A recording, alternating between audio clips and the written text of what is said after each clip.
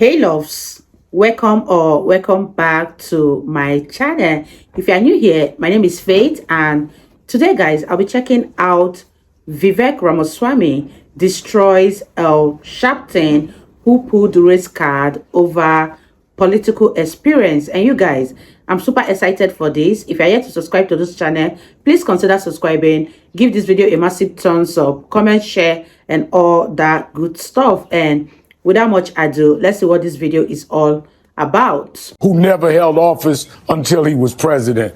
Well, you putting a different standard on me, but I won't even make the racial application there. We vote for you. Listen, at the age of 18, I think you persuaded me on that one, that political experience is not the same as holding office. To tell you the truth, the reason I came out there, and I was intrigued. Can I put out right-wing press that Sharpton converted a young, well, I don't want to take credit for to believe outside of political experience, I'm going to tell you the truth. Vivek Ramaswamy is at it again.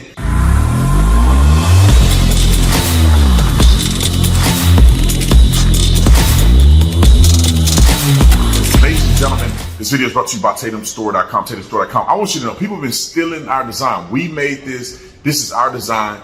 You can tell if it's my design by looking at this Tatum badge right here. If you see somebody selling this, it's not on the Tatum store and it has a badge here, these fools are taking the entire design. Do not buy it. Report those people. Only get it from authentically made at TatumStore.com.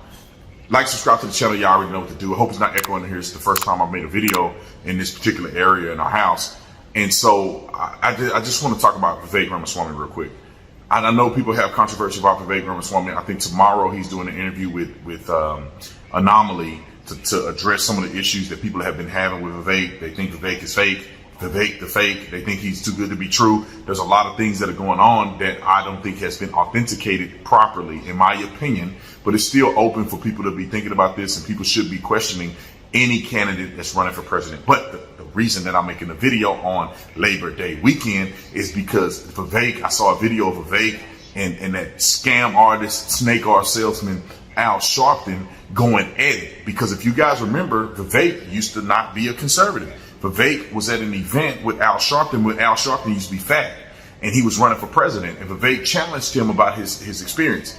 And the exchange between Vivek and Al Sharpton is priceless. So without me running my mouth too much, I'm going to play the clip of Vivek and Al Sharpton going at it, and then I'm going to give my commentary on the other side. Roll the film. Good. Let's get to my question here. Go ahead. Reverend Sharpton, hello. I'm Vivek, and I want to ask you, last week on the show we had Senator Kerry, and this week and the week before we had Senator Edwards. And my question for you is, of all the Democratic candidates out there, why should I vote for the one with the least political experience? Well, you shouldn't, because I have the most political experience.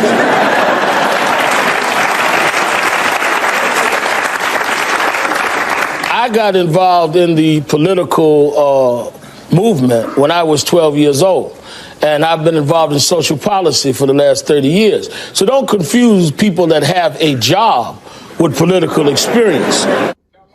So 20 years later, now my turn to ask you, of all the Republican candidates out there, why should someone vote for you, the one with the least political experience? And I might add, you've never held office.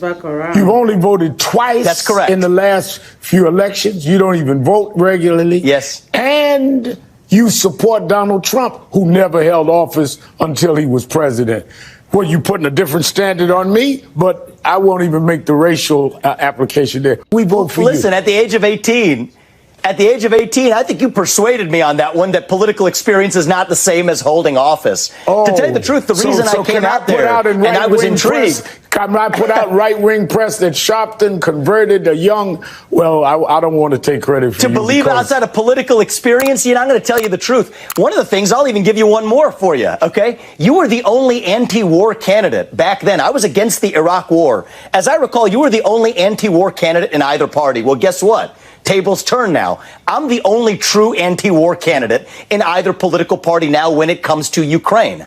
I believe in America First policies. I think this Ukraine war does not advance American interests. I was the only person with the courage to say that on the Republican debate stage last week. The real war I would take on is the war against the administrative state, the shadow government here at home. I think the people who we elect to run the government, once again, ought to be the people who actually run the government, not the cancerous bureaucrats in Washington, D.C. I'll have a 75% headcount reduction for all of the people who weren't elected in Washington, D.C. So this is a very different vision than you hear amongst traditional Democrats, for sure, but even amongst traditional Republicans. I want to shut down the administrative state. I want to declare independence from China. I want to grow our economy by drilling and fracking and embracing energy. And I want to revive national pride in this country. That's not a Republican idea or a Democratic vision. Wow. It is a pro-American vision. That's what I stand for. It's why I'm in this race. I would take issue that when I opposed the war in Iraq and going for weapons of mass destruction that wasn't there, so I ended up being right. You can't compare that to the United States supporting Ukraine defending itself against Russia. So that's Look, I think there's a myth that Ukraine's actually, I think I was against the Iraq war then, but I'm consistent now. Ukraine is not some democracy that we've now painted it to be. I think this is a regime that really has some serious flaws as well. Ukraine is in a, so I think I respectfully disagree with you. Strategic place where I respectfully we have disagree that I do not think surrounded. But all right, we can agree to disagree on Ukraine that. is not a NATO ally, and Ukraine doesn't advance U.S. interests. So that's one of the things that's distinctive about my views. We disagree respectfully on that. All right, ladies and gentlemen. These race-baiting thuggers bother the living daylights out of me. It's funny that Al Sharpton tried to pull the race card on Vivek Ramaswamy when he just simply asked him about his experience. But he tries to pull the race card as if anybody questioning a black man only have one motive, and that is to be a motive of racism.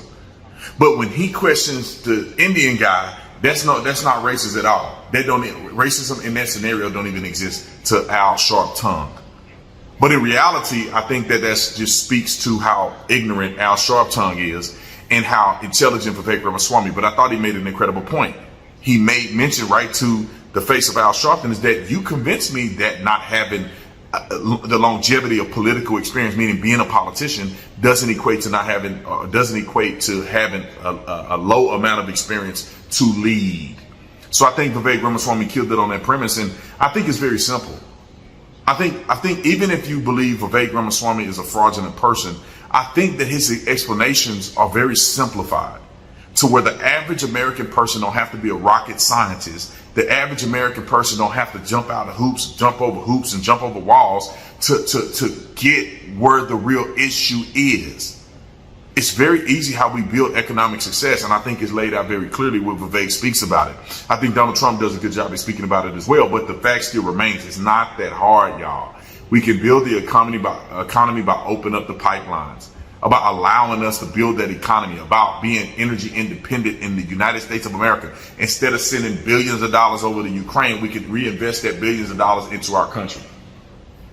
And that should be a point of interest for us in America, the people, those of us who are interested in building America, not tearing down America, not eliminating America, not being a communist country that sounds cute with rainbows and whatever you want to call it, and not being sustainable and living in reality.